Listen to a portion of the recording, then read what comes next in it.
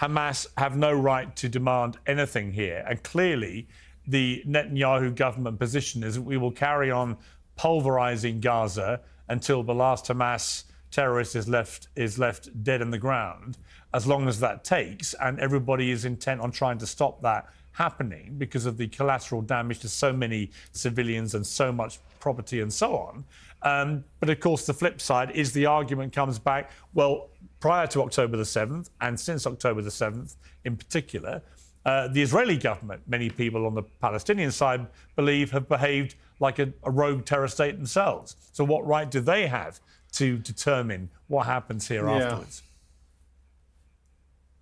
Yeah, I regret the parity. I think it's a totally false, dishonest, actually it's an absurd parity that is being made here. And I think it's very interesting to hear that, you know, even countries like Qatar, Turkey, Egypt, Pakistan, and a few other Muslim majority countries who have no long record of loving Israel or publishing positive statements or things that can be aligned with Israeli security interests, they are behind this initiative, and they are saying Hamas has no right to hold weapons, Hamas must be disarmed, Hamas should not govern the Gaza Strip, and Hamas must return all of the hostages. They're also asking, of course, demanding that Israel withdraw from the Gaza Strip and that there will be a pathway to a Palestinian state. And, you know, for most people who are normal and not consumed by Jew hatred and this feverish anger and hatred towards those annoying Jews who have their homeland in Israel, for most people who are sane,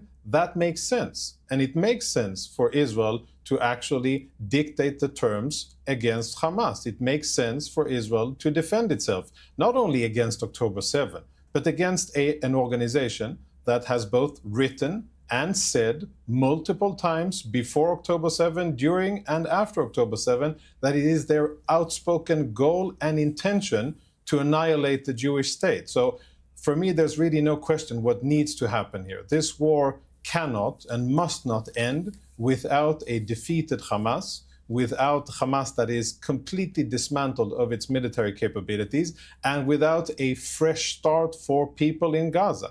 And I think that those are the very basic prerequisites. We'll have to see now if Hamas, how clever they'll be able to be. And I think they maneuvered diplomatically pretty well. They said that they're going to return hostages. Teams are now in place in Sharm el-Sheikh in Egypt, and they're going to start discussing the details. But the Israeli and American, and actually Qatari condition is first hand over all the hostages, dead and murdered, and then we start negotiating on all of the long and very substantial list of the 21 points that remain.